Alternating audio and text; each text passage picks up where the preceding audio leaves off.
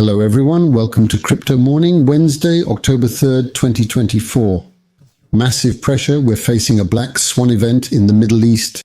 In this unique context, we'll discuss risk management and handling critical situations like the one we're in. We'll cover this throughout the morning. To start, I want to mention something important from a video I prepared yesterday. Almost 4 years ago on October 1st, 2024, I'd been in crypto for a year and it was going terribly. I started investing in summer 2019, then the COVID crash hit. It recovered, but then dropped again, stagnating for 6 months.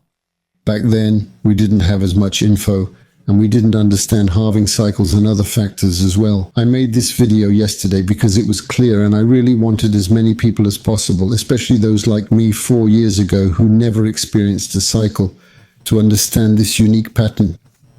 Before putting a single euro into Bitcoin, I had 20 years of stock market experience. Cryptocurrencies, especially Bitcoin, are very unique. There's a mathematical aspect in Bitcoin's code, the halving event. Zooming in, the most interesting part is what happens 6 to 18 months after the halving. We're always 6 months away from a special period. The most striking thing happens from October 1st, as I've clearly shown. Without fail, the market explodes in the following 2 to 3 weeks. It's so consistent, it's purely a Bitcoin phenomenon. The second lesson, which is interesting because I'm asked this 100 times, when should you sell? You should sell based on your goals, 3x, 4x, or 5x your investment. But I also wanted to highlight the momentum and systematic selling timings. First window is Q1 2025, with a bigger opportunity in Q3 2025. So there are 2 major windows of opportunity to sell.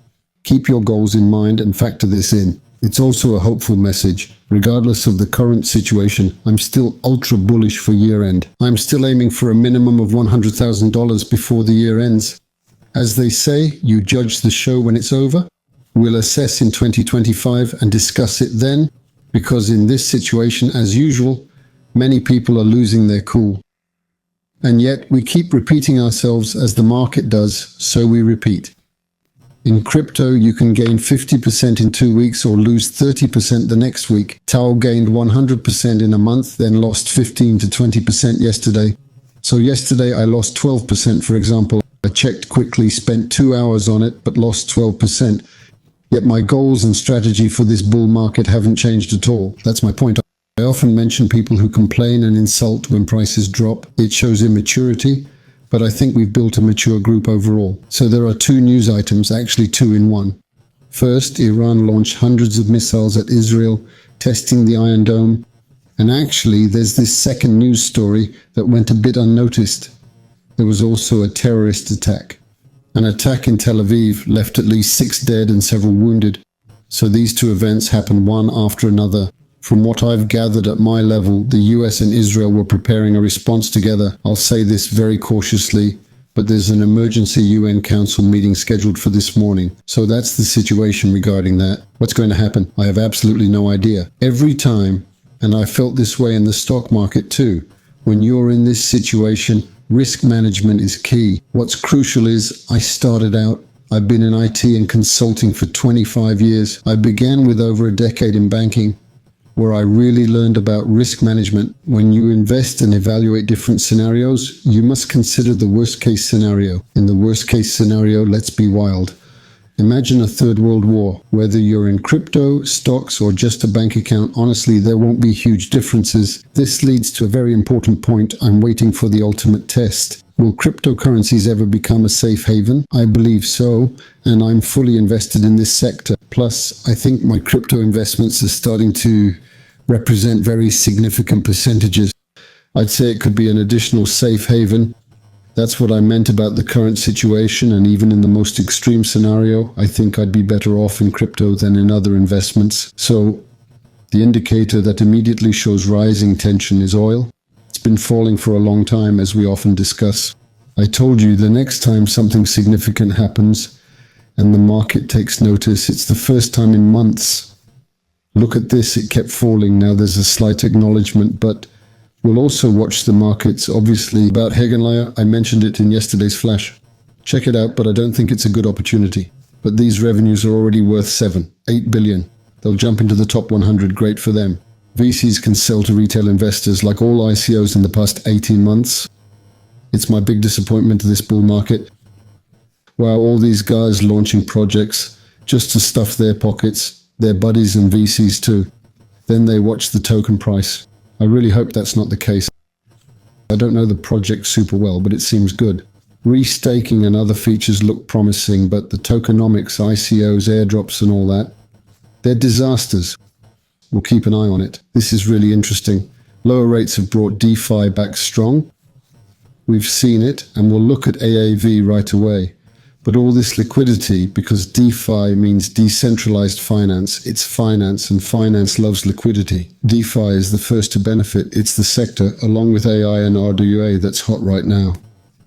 That's why it's important to stay open and keep some funds in other sectors, which we've been calling winners for almost 2 years now. Just look at AAVE surpassing $10 billion in TVL. It's incredible. 10 billion is a massive volume, truly impressive.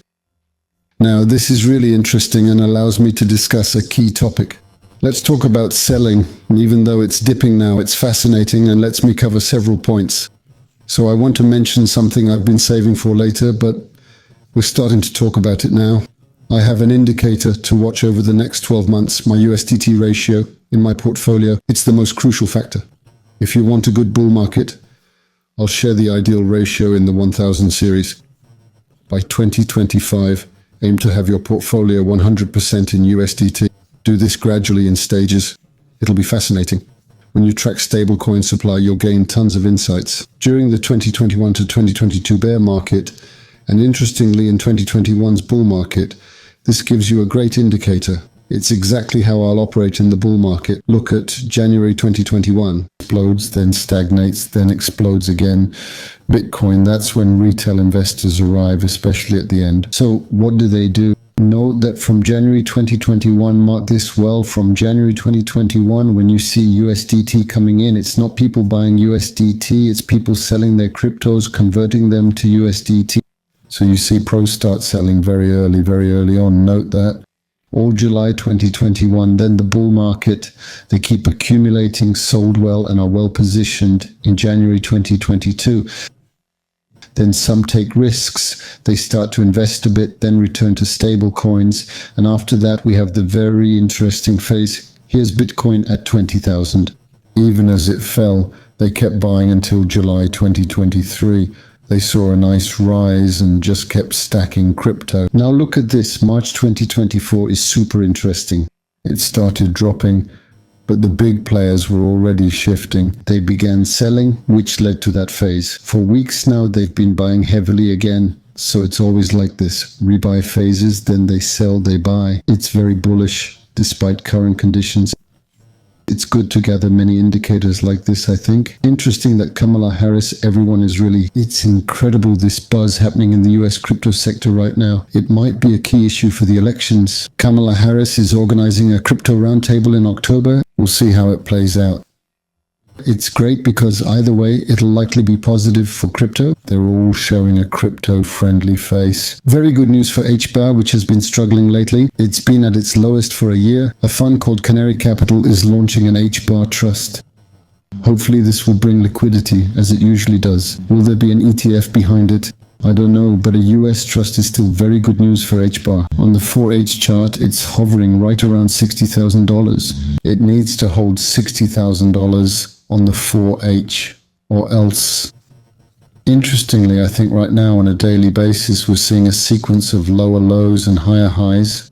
We hit 49,753, then 53,000, and then 57,000.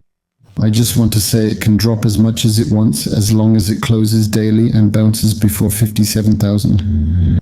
We're still in a sequence of lower lows and higher highs on the daily, which is quite powerful. So we still have room, and ideally we wouldn't drop so low in 2 days. We broke through the 200 MA like butter, and now we've almost broken through the 100 MA and the 50 MA. I hope the 50 MA acts as support. The daily 50 MA is roughly the 4-hour 200 MA. So that's really the key point. 60,000 is psychological, it's crucial to hold, and even if we stay above 58,000, we're still in this trend. And we need to bounce and not go lower, maintaining this cycle. For now, everything's going well, as they say. Then comes the big drop, as we've seen, but the opportunity could be huge. I have a really thin waveline, and I was expecting pullbacks because it had gone up significantly. And here, I was saying to myself, if it doesn't hold this level for quite some time right now, it's still holding. But if it breaks, I think it should hold unless Bitcoin collapses. And if it drops, maybe there's a chance to get it under $15. That would really be a great short because it's a token with great momentum in the first part, despite the current context. I maintain my stance. It should outperform in the second part of the bull market. Now, some tokens that are making moves. We have Vastutz, which is the W, so it's Warmol. I mentioned it before. I have a small position and it's doing really well. I hadn't checked in a while, but what's impressive is that during the slump, it managed to form a green candle.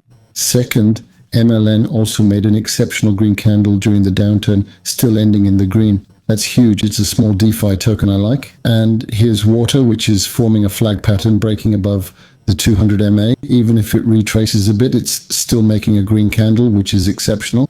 I'll leave you with that. I wish you a good day. Stay connected. As I said, that's the most important message. I'm sticking to my strategy and keeping my goals. Don't forget the objective. It might be tough in the very short term.